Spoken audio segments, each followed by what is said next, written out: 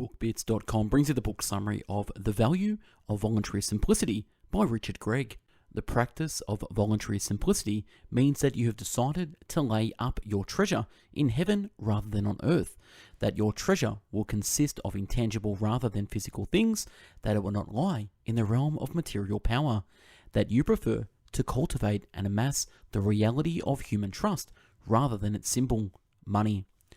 Practice in simplicity means not only that you have made this decision, but that you are doing one of the important parts of it. You are conforming with one of its essential preconditions. You are expressing your preference by actual conduct. Summary. Introduction. Voluntary simplicity of living has been advocated and practiced by the founders of most great religions: Buddha, Lao Tzu, Moses, Muhammad. Also many saints and wise men such as St. Francis, John Woolman, and the Hindu rishis, the Hebrew prophets, the Muslim serfs, by many artists, scientists, and such great modern leaders as Lenin and Gandhi. Our present mental climate is not favorable either to a clear understanding of the value of simplicity or its practice. Simplicity seems to be a fallible of saints and occasional geniuses, but not something for the rest of us. We are not here considering asceticism in a sense of a suppression of instincts. What we mean by voluntary simplicity is not so austere and rigid. Simplicity is a relative matter, depending on climate, customs, culture, the character of the individual. What is voluntary simplicity? Voluntary simplicity involves both inner and outer condition. It means singleness of purpose, sincerity, and honesty within, as well as avoidance of exterior clutter of many possessions irrelevant to the chief purpose of life. It means an ordering and guiding of our energy and our desires, a particular restraint in some directions in order to secure greater abundance of life in other directions. It involves a deliberate organization of life for a purpose. Of course, as different people have different purposes in life, what is relevant to the purpose of one person might not be relevant to the purpose of another. Yet it is easy to see that our individual lives and community life would be much changed if everyone organized and graded and simplified his purpose so that one purpose would easily dominate all the others, and if each person then reorganized his outer life in accordance with this new arrangement of purposes, discarding possessions and activities irrelevant to the main purpose. The degree of simplification is a matter for each individual to settle for himself, but the meaning of the principle is now perhaps clear enough for discussion, even though the applications of it may differ. There are a number of reasons for voluntary simplicity of living, a considerable number, but perhaps not so many as to make the discussion of simplicity itself complex. If it seems complex, it is because so much intellectual clutter and underbrush has to be removed in order to see clearly. Simplicity and purpose. Simplicity is clearly a sign of pure heart, i.e., a single purpose. Also because environment has an undeniable influence on character, simplicity of living would help to stimulate and maintain such singleness of purpose. There can be beauty in complexity, but complexity is not the essence of beauty. Harmony of line, proportion, and color are much more important. In a sense, simplicity is an important element in all great art, for it means the removal of all details that are irrelevant to a given purpose. It is one of the arts within the great art of life, and perhaps the mind can be guided best if its activities are always kept organically related to the most important purpose in life.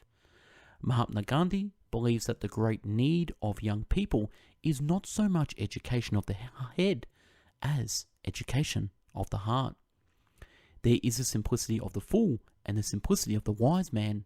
The fool is simple because his mind and will are incapable of dealing with many things. The wise man is simple not for that reason, but because he knows that all life, both individual and group, has a certain few essential strands of elements, and outside of those are a vast multiplicity of other things. If the few essential strands are kept healthy and vigorous, the rest of the details develop almost automatically, like the bark and twigs and leaves of a tree. So the wise man confines most of his attention to a few essentials of life, and that constitutes his simplicity. Simplicity and civilization. The great advances in science and technology have not solved the moral problems of civilization. Those advances have altered the form of some of those problems, greatly increased others, dramatized some, and made others much more difficult of solution. The just distribution of material things is not merely a problem of technique or of organization. It is primarily a moral problem. Quantitative measurement and the use of quantitative relationships are among the most powerful elements in science, technology, and money. Because of this, the preponderating stimuli exerted by science, technology, and money are on the quantitative rather than the qualitative aspects of life. The qualitative elements are cramped, but the essence of man's social life lies in qualitative rather than quantitative relationships. It is moral, not technological. We had better turn our attention to cultivating qualitative relationships and the ways of life which promote them. Our technology is overdeveloped. It rests on a moral foundation which had developed in a simpler world and was intended for simpler conditions. Our civilization is like a huge engine resting on too small and weak a foundation. In Volume 3 of Arnold J. Toylsby's great study of history, he discusses the growth of civilizations. For some 60 pages he considered what constitutes growth of civilization, including in that term growth in wisdom as well as in stature. With immense learnings, he traces the development of many civilizations. After spreading out the evidence, he comes to the conclusion that real growth of a civilization does not constitute of increasing command over the physical environment, nor of increasing command over the human environment, i.e., over other nations or civilizations, but that it lies in what he calls etherealization, a development of intangible relationships. He points out that this process involves both a simplification of the apparatus of life and also a transfer of interest and energy from material things to a higher sphere. He follows Bergson in equating complexity with matter and simplicity with life. To those who say that machinery and the apparatus of living are merely instruments and devices which are without moral nature in themselves, but which can be used for either good or evil, I would point out that we are all influenced by the tools and means which we use. Again and again, in the lives of individuals and of nations, we see that when a certain means are used vigorously, thoroughly, and for a long time, those means assume the character and influence of an end in themselves. We become obsessed by our tools. The strong quantitative elements in science, machinery, and money, and in their products, tend to make the thinking of life of those who use these mechanistic and divided. The relationship which science, machinery, and money create are mechanical rather than organic. Machinery and money gives us more energy outwardly, but they live upon and take away from us our inner energy. We think that our machinery and technology will save us time and give us more leisure, but really they make life more crowded and hurried. The mechanized countries are not the countries noted for their leisure. Any traveller to the Orient can testify that the tempo of life there is far more leisurely than it is industrialized West. No, the way to master the increasing complexity of life is not through more complexity. The way is to turn inward to that which unifies all, not the intellect but the spirit, and then to devise and put into operation new forms and modes of economic and social life that will truly and vigorously express that spirit. As an aid to that, and as a corrective to our feverish over mechanization, simplicity is not outmoded but greatly needed. There are certain elemental human needs which have to be met: food, clothing, and shelter. These vary according to climate, custom, and development of civilization. Yet in any one place, certain minima of these must be met if life is to exist at all. And if life is to be vigorous, there must be a margin above the minima, so as to provide psychological reserves for endurance, resistance to disease, and sudden emergencies requiring unusual exertion, and to provide mental and moral reserves for the work of adaptation to changes and making progress in civilization. Simplicity of living is, as we have seen, one of the conditions of reaching and maintaining these right relationships. Therefore, simplicity is an important condition for permanent satisfaction with life, and insomuch as national self-respect is a necessary condition for the maintenance of a nation or a civilization, it would seem that widespread simplicity as a cultural habit of an entire nation would in the long run be essential for its civilization to endure. Simplicity and environment. Observance of simplicity is a recognition of the fact that everyone is greatly influenced by his surroundings and all their subtle implications. The power of environment modifies all living organisms. Therefore, each person will be wise to select and create deliberately such an immediate environment of home things as will influence his character in the direction which he deems most important, and as such will make it easy for him to live in the way that he believes wisest. Simplicity gives him a certain kind of freedom and clearest of vision. A lesson consideration is that in these days of rapid change, it is easier to adapt oneself if one is not much cumbered with things. Physical mobility in these days is an asset. In our American mechanized environment, it would take intelligence to change successfully from living a complex life to a simple life. What is simplicity for an American would be far more simple to a Chinese peasant. Simplicity and consumption.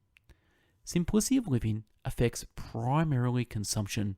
It sets a standard of consumption. Consumption is the area within which each individual can affect the economic life of the community. Small as his own share may be, that is the area within which each person can exercise his control over the forces of economic production and distribution. Competitive ostentation, keeping up with the Joneses, is a prominent feature of modern social life. Simplicity of living acts as a deterrent to such ostentation, and hence to both greed and competition. The first step I can take to cut down my share in exploitation is to live simply. All luxuries require unnecessary labor. The production of consumption of luxuries divert labor and capital from tasks which are socially more productive and beneficial. They often take land away from wise use, and they waste raw materials which might be used to better advantage. A recent study by Professor L.E. Thorndike of Columbia University indicates that the actual American expenditures for food, clothing, and housing are considerably larger than the actual necessities to sustain life. Ruskin. Possession is in use only, which for each man is sternly limited, so that such things and so much of them as he can use are indeed well for him, or wealth and more of them, or any other things are ill for him, or lilth. The greatest characters, those who have influenced the largest number of people for the longest time, have been people with extremely few possessions. For example, Buddha, Jesus, Moses, Muhammad, Kawa, Socrates, St. Francis, Confucian, Sun Yat-sen, Lenin, Gandhi, many scientists, inventors, and artists. Vida D. Scruder, the higher ranges of life, where personality has fullest play and is most nearly free from the tyranny of circumstances, are precisely those where it depends least on possessions. The higher we ascend among human types and the more intense personalities become, the more importance of possessions dwindles. Simplicity and psychology. There is one further value to simplicity. It may be regarded as a mode of psychological hygiene, just as eating too much is harmful to the body, even though the quality of all food eaten is excellent. So it seems that there may be a limit to the number of things or the amount of property which a person may own and yet keep himself psychologically healthy. The possessions of many things and of great wealth creates so many possible choices and decisions to be made every day that it becomes a nervous strain. If a person lives among great possessions, they constitute an environment which influences him. His sensitiveness to certain important human relations is apt to become clogged and dulled. His imagination in regard to his subtle but important elements of personal relationships, or in regard to lives in circumstances less fortunate than his own, is apt to become less active and less keen. This is not always the result, but the expectation is rare. When enlarged to an intergroup relationships, this tends to create social misunderstandings and friction.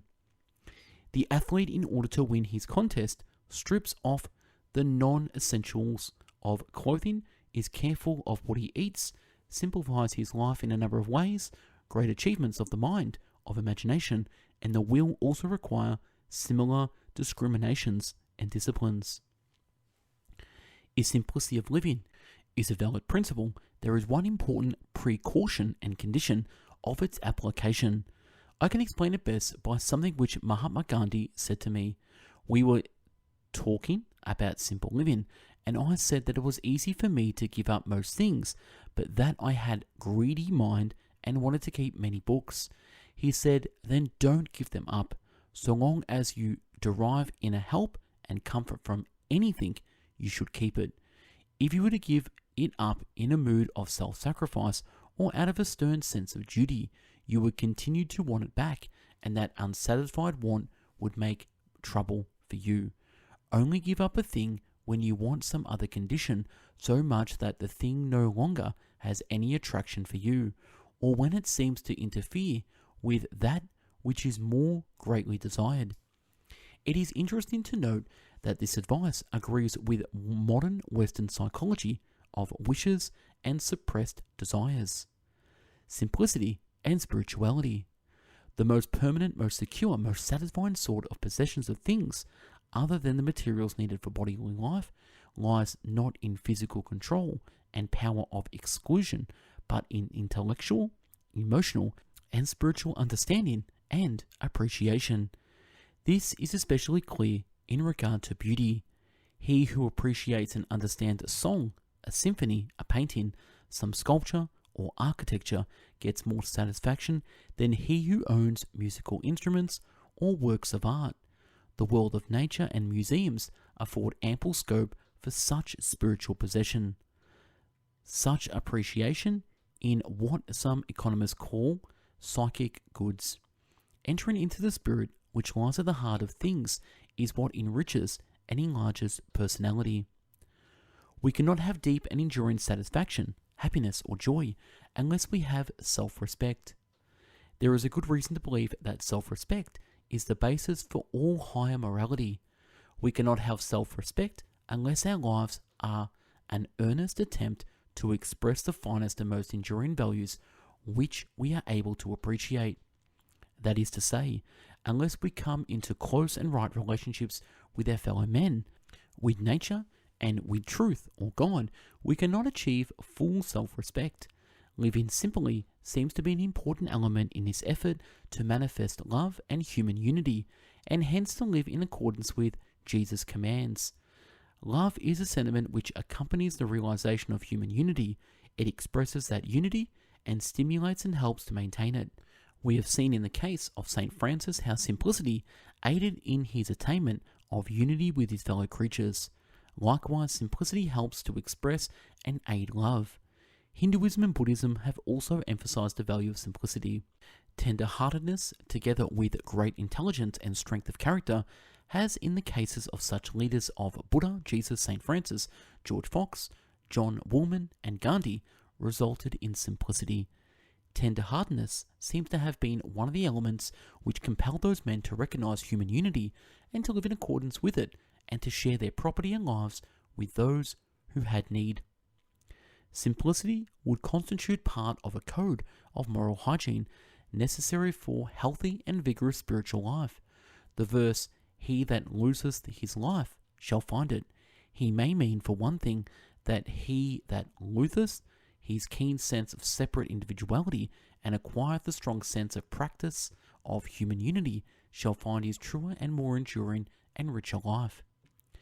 The heart of the problem of simplicity is spiritual and lies in inner detachment, but the inner state must be expressed by an outer act in order to have sincerity in order to prevent self-deception, in order to strengthen the inner attitude, and in order to gain further insight for the next step. Cultivation of simplicity. Practicing simplicity means not only that you have made this decision, but that you are doing one of the important parts of it. You are conforming with one of its essential preconditions. You are expressing your preference by actual conduct. If I wish actively to participate in this transformation, I myself must begin to alter my life in the desired direction. My changes must be both inner and outer, and must, I believe, be in the direction of more simplicity. Simplicity, to be more effective, must inform and be integrated with many aspects of life. It needs to become more social in purpose and method. Inasmuch as the essence of matter does not lie in the externals, but in inner attitude, let us discuss certain ways by which that attitude can be cultivated. Since simplicity means the supplanting of certain kinds of desires by other desires, the best aid in that process is directing the imagination toward the new desires.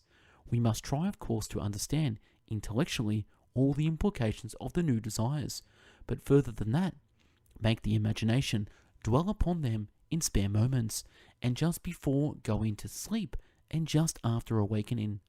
Read books or articles dealing with them, associate with people who have ideas similar to those which you wish to cultivate.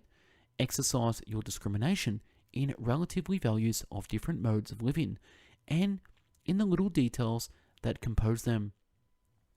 Practice the desired simplicity in small ways as well as the large. Provide as many small stimuli as possible for this line of thought and conduct.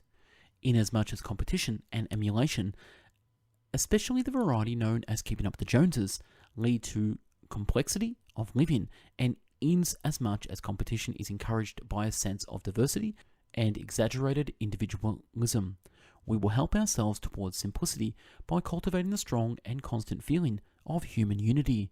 Try to cultivate the ability to work without attachment to the fruit of works. Either realize that the purpose of advertising is to stimulate your desires for material things. You'll be wise to avoid reading many advertisements. At least exercise selection in so doing. Other elements of character which will be desirable to cultivate for this purpose are strength to resist the pressure of group opinion, ability to withstand misunderstanding, unfavorable comment or ridicule, sensitiveness to intangible values and relationships more than to sense impressions, greater sensitiveness to moral beauty than to beauty perceptible by the physical senses, persistence, endurance, and strength of will. Ruskin, 3/4 of the demands existing in the world are romantic, founded on visions, idealism, hopes, and affections, and the regulation of the purse is, in its essence, regulation of the imagination and the heart.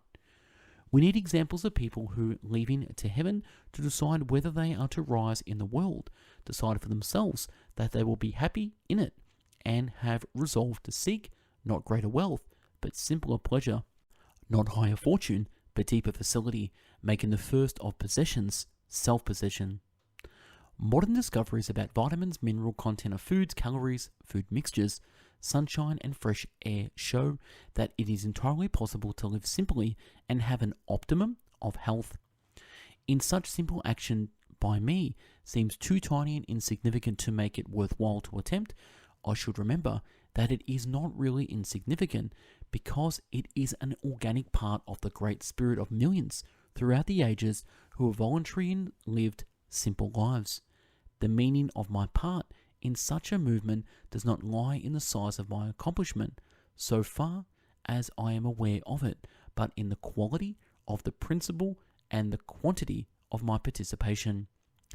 No matter what changes take place in human affairs, the need for simplicity will always remain. And that's wrap on this book summary, The Value of Voluntary Simplicity. If you like the summary, click the link to download this. We at Best Book Bits have done over 1,000 book summaries in video, written, and audio format. Check out the website, bestbookbits.com. Watch us on YouTube and listen to us on Apple Podcast and Podbean. Thank you very much for watching and listening. Have yourself an amazing day.